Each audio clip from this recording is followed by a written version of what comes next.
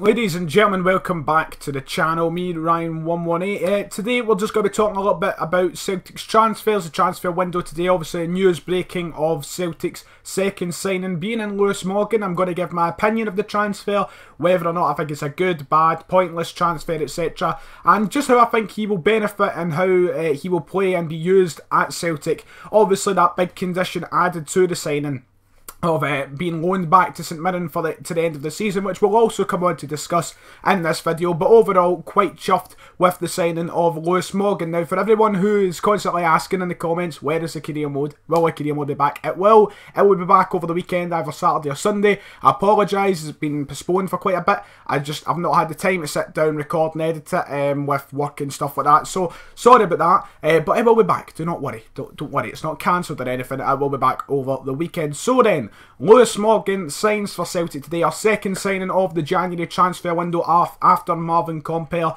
and the second signing of what is to be expected a host of signings through the January transfer window. I'm very happy with this signing because I believe for going forward this will be an incredibly beneficial signing, a signing that hopefully, if it goes the right way and we get the right type of football out of him and he plays at his absolute best, a player who can only improve to be exactly what we need. As you know, Scott Sinclair comes to that stage in his career where he will more than likely dip into being less of a player than what he was, you know, what is now and what is last year, because, you know, he's getting older, he's getting in his 30s now, a player at the time where players tend to slow down, get towards the end of their career. So Lewis Morgan, a young guy coming in hungry for top flight football, he's taking a big jump, you know, obviously coming from St Mirren to Celtic, especially obviously St Mirren now being a championship side. It is a big jump, but it's a jump that now surrounded by the right coaches, the right team, the right players, and the right, sort of facilities to get him to that next level. He's came to the perfect team to do it. A wonderful step from coming to Celtic, and obviously it is a big jump. We're going to be expecting a lot of him if he was to be coming into the first team,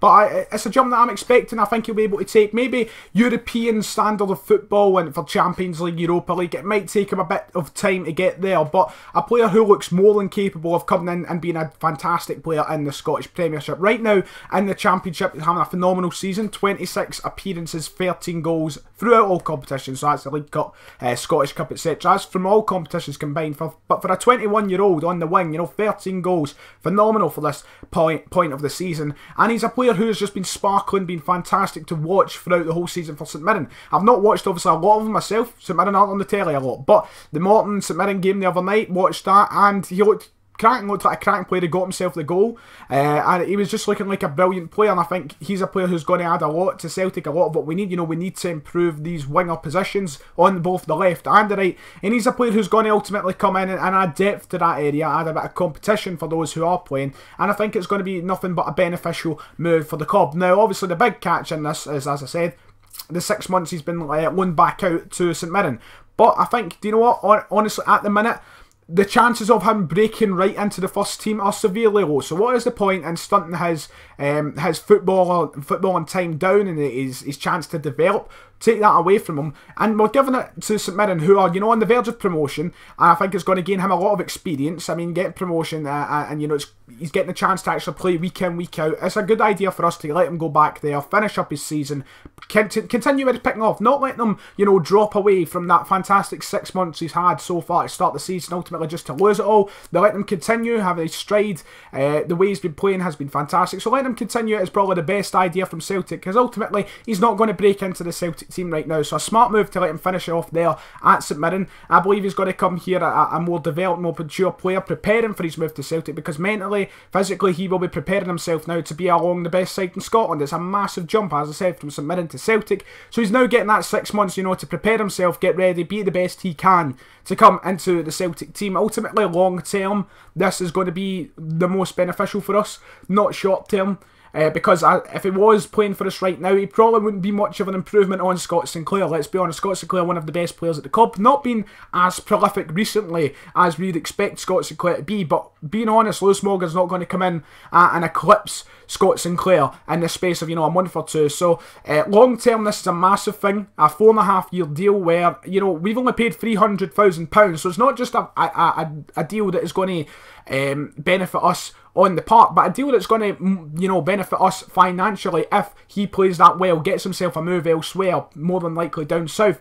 We are going to make profit on what is only £300,000, which obviously is a lot of money, but to Celtic, you know, making profit on that of, you know, upwards of £3-4 million is fantastic, and we can do that if he plays to a level in which Premier League clubs pick up an interest in him. 4.5-year deal signed at Celtic, hopefully as a player who will be utilised. I would love to see be utilised, bringing in more domestic talent, which is nice as well.